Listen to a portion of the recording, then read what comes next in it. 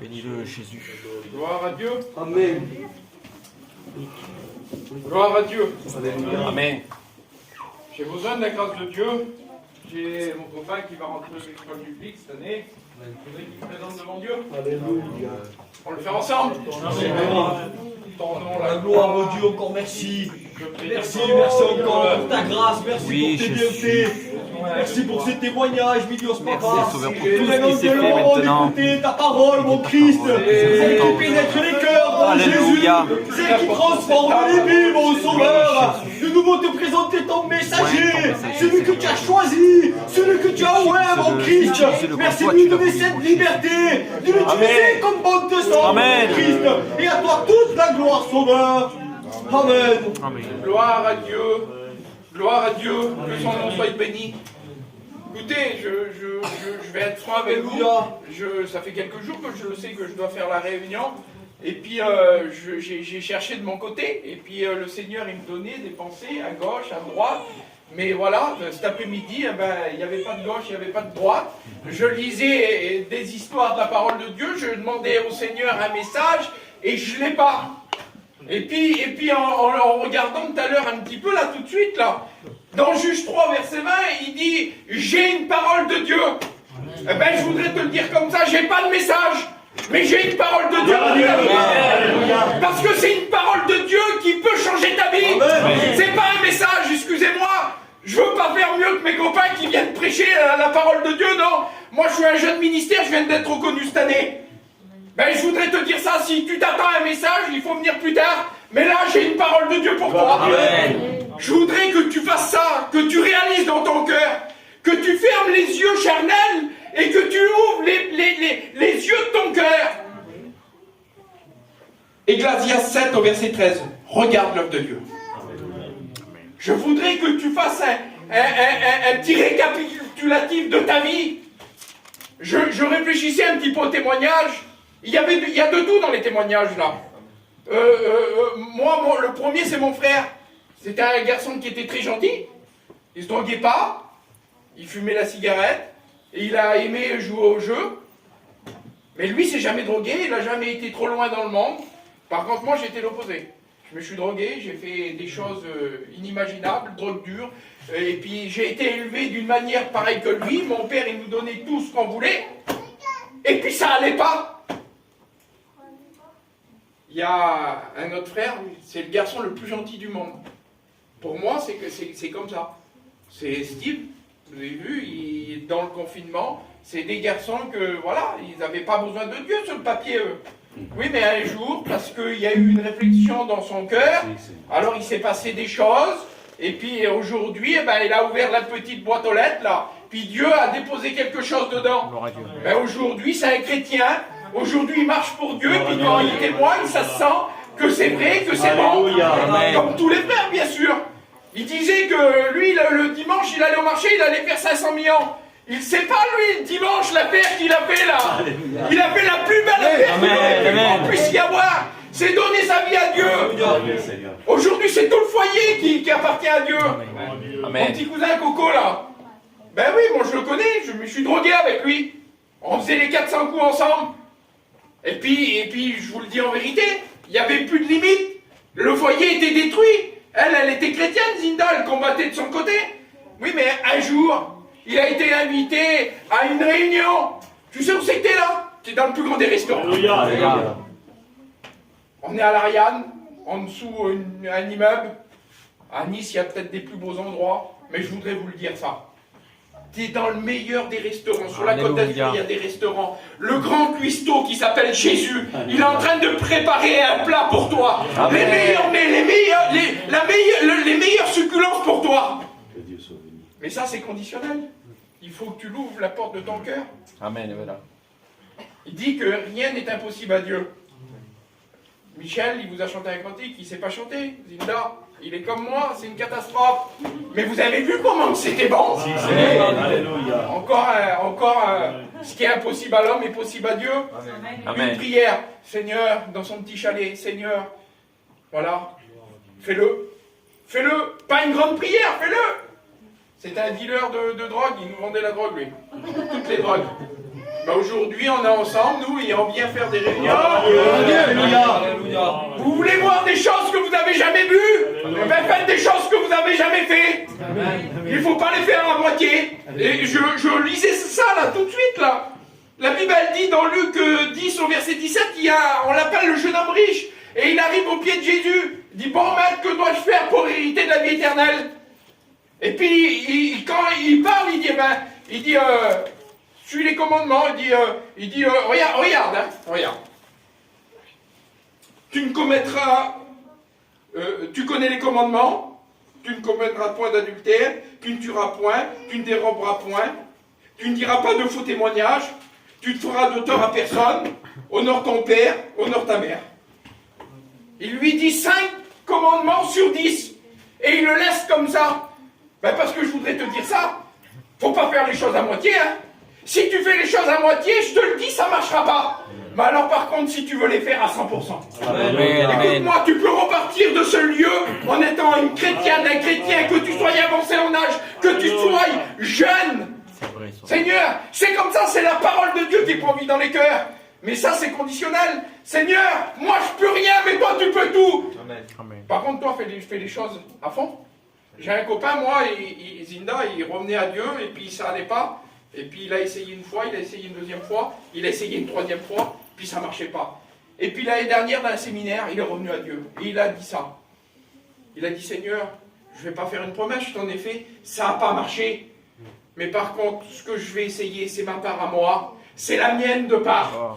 Je sais que de ton côté, c'est à 100%.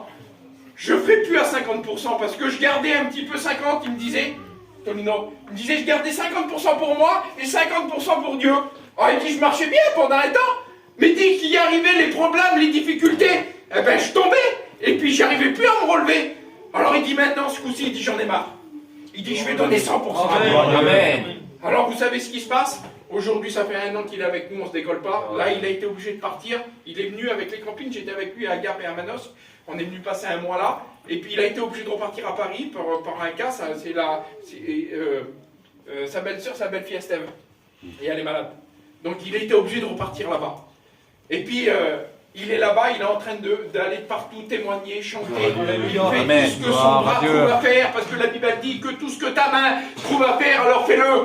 Ça vaut pour le chrétien et ça vaut pour celui qui s'approche. Mais il faut le faire les choses à fond, pas à moitié. À moitié ça marche pas. À moitié ça marche pas. Les choses vont changer. Écoute, je voudrais te le dire comme ça. Je lisais un petit peu un passage tout à l'heure. Dans Jean 2, c'est les noces de Cana, on connaît tous le message, puis il se passe quelque chose, c'est qu'il manque, il y a un besoin, et Jésus il est venu pour combler le manque, il est venu pour combler le manque, il est venu faire le miracle dans ta vie, si tu le veux, dans cette soirée, que son nom soit béni. Et puis là, il fallait de la joie, il fallait quelque chose, parce que Dieu connaît ton cœur, il lit dans ton cœur comme dans un livre ouvert. Je voudrais te le dire comme ça. Il lit dans ton cœur comme dans un livre ouvert. Et j'ai marqué ça il y a quelque temps en arrière, dans les psaumes. Ça se trouve, psaume 14 au verset 2, il dit que l'Éternel du haut des cieux regarde les hommes, et il regarde sur les hommes, et il cherche, regardez, pour voir s'il y a quelqu'un qui soit intelligent et qui recherche Dieu. Et là, tu es ici, tu es dans la réunion, on prêche la parole de Dieu, on ne prêche pas nos idées. Écoutez, on est fort pour le dire comme ça. Tolino, il ne prêche pas ses idées. Il prêche les idées que Dieu lui a données. Amen. Et lui, il vous prêche la parole de Dieu. Tous les serviteurs de Dieu qui viendront derrière le pupitre là, tous les frères là. Écoutez, c'est ensemble qu'on le fait. Moi, Tolino, il m'a vu quand j'étais jeune chrétien, il m'a vu quand j'étais futur étudiant, il m'a vu en tant qu'étudiant, et aujourd'hui, je suis un jeune prédicateur. Eh bien écoutez, il a tous les droits sur moi, lui. Il a tous les droits que si je dis quelque chose qui ne correspond pas à la doctrine de la parole de Dieu, il peut m'arrêter. Pourquoi? Parce que quand on suit la parole de Dieu, ça marche. C'est pour ça qu'aujourd'hui, l'œuvre de Dieu, elle marche. C'est pour ça qu'aujourd'hui, tu as été attiré par des cordages d'amour. Parce que tu as écouté la parole de Dieu, et quand on est au contact de la parole de Dieu, la Bible elle dit ça, elle dit que quand elle est prêchée, quand elle est ouverte, elle ne revient pas à Dieu sans avoir fait de l'effet dans les cœurs. Amen. Alors je sais pas où c'est que tu en es, je sais pas ce que tu as demandé à Jésus, je sais pas, mais Mais je voudrais te le dire comme ça. Marc 4, 35. La Bible elle dit que là, il y a une barque. Et puis Jésus, il appelle les disciples à passer de l'autre bord. Tu sais pourquoi? Parce que là-bas, il y a un besoin, mais eux, ils ne l'ont pas écouté. Alors je comprends le verset qui dit, je laisse les 99 justes pour une brebis là-bas. Je ne sais pas où c'est que tu en es, mais il fallait que tu écoutes le message. Pas le plus grand des messages, mais je voudrais te le dire comme ça. Je voudrais te le dire comme ça. La Bible, elle dit, tout à l'heure, Tonino, il a dit qu'on doit la vérité, rien ne t'est caché, on ne vit pas un évangile à l'eau de rose. Quand tu lis Marc 4,35, tout de suite, les problèmes, ils sont là, c'est dans les premiers versets. Et puis là, il se passe quelque chose, c'est que les problèmes, ils sont là. Puis, sans faire esprit, c'est sans faire esprit. C'est voilà, on vient à la réunion, on vient plus, on vient à la réunion, on demande des choses à Dieu, mais voilà, Jésus, il est dans la barque, et puis, on le laisse un petit peu endormir, quoi. Ça nous fait du bien, mais on aime bien un pied dedans, un pied dehors. Ben, je voudrais te le dire comme ça. La Bible elle dit que les problèmes ils sont là, c'est tout de suite que les problèmes ils sont là. Et puis il se passe un fait. Seigneur, quelle beauté. Les disciples, la Bible elle dit au verset Matthieu 8, au verset 25, je crois, au 24, il dit que les disciples, c'est la même histoire, elle est juste dite différemment, mais c'est la même histoire. Il dit que les disciples s'étant approchés de Jésus, le réveillaient. Je ne sais pas ce que tu es en train de vivre, mais je voudrais te dire ça. Si tu t'approches de Jésus, alors tu peux le réveiller. Amen. Ce qui est impossible aux hommes, c'est possible à Dieu. Amen. Le psaume 60 au verset 14, il dit qu'avec Dieu nous ferons des exploits. Amen. Et ça c'est pour toi. Amen. Alors il passe de l'autre bord. Mais il se passe un mais. C'est que de là, on arrive au territoire de Gadara. C'est Marc 5.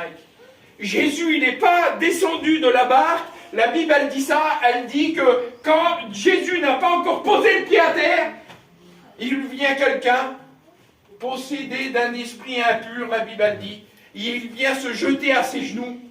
Eh oui, la Bible, elle dit ça, elle dit que cet homme, c'était un homme que sa demeure était dans les sépulcres. Il ne quittait pas les sépulcres. Le monde y a tout pris. Excusez-moi, je voudrais vous le dire, parce que c'est voilà, mais il n'avait plus de vêtements. La Bible elle dit qu'il avait les fers aux mains, les fers aux pieds, il les rompait, personne n'avait la force de le dompter, c'était comme ça, et cet homme-là, il avait tout perdu, comme chacun de nous, excusez-moi, mais on avait tout perdu, on n'était pas terrible. Aux yeux des hommes, on n'était pas terrible, aux yeux de Dieu, on était beau. Vous savez pourquoi? Parce qu'avec rien du tout, écoutez, avec un homme qui se drogue, avec un homme qui est capable de faire des choses que ça nous dépasse, qu'on avait condamné ces choses-là, il en fait un serviteur de Dieu. Mais ça c'est lui, hein. C'est pas moi, hein. Excusez-moi, hein. J'ai pas adhéré à un mouvement. On n'a pas adhéré à un mouvement. Tous les frères, tous les sœurs qui sont là, on n'était pas terrible, on s'est reconnus comme pécheurs et on a besoin de Jésus. Amen. Comme cet homme-là. Il vient au pied de Jésus, qu'est-ce qui s'est passé? Sûrement qu'il en a vu, Tonino, des bateaux. Il en a vu, mais là, il a vu un bateau, il a vu un homme qui avait une silhouette et il a vu un homme qui n'était pas comme les autres. Il vivait un problème. Tu vis un problème. Écoute, la Bible, elle dit ça.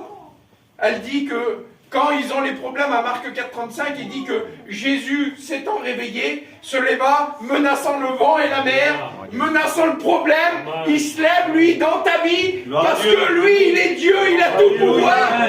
Il dit silence, tais-toi. Le vent, c'est ça, et puis la tempête se calme. Alors cet homme qui était sur la montagne en train de se meurtrir avec des pierres, parce que la Bible dit qu'il se meurtrissait. Excusez-moi, hein, le monde, il nous fait meurtrir. On est capable de faire des choses terribles, des choses qu'on condamnait. Et là, il est en train de se meurtrir. Mais il voit quelque chose là-bas. Au loin, là-bas, il voit une petite barque en péril. Mais il voit une solution pour lui. Comme toi, tu as vu une solution pour ta vie à la Réunion. Alors la Bible, elle dit ça. Elle dit qu'il court en avant. C'est pour ça, alors, je comprends. Il n'a pas posé le pied à terre, il dit que la Bible dit que c'est les violents qui s'emparent du royaume des cieux. C'est les violents qui s'emparent du royaume. Alors lui, il veut la bénédiction. il vient au-devant de Jésus. La Bible, elle dit ça, elle dit qu'il prie pour lui. Instantanément. La Bible, elle dit qu'il n'était pas dans son bon sens. Tout de suite, la Bible, elle dit qu'il retrouve son sens. On le retrouve quelques versets un petit peu plus bas. On le retrouve assis, vêtu dans son bon sens. Alors il vient vers Jésus, Jésus, je vais te suivre.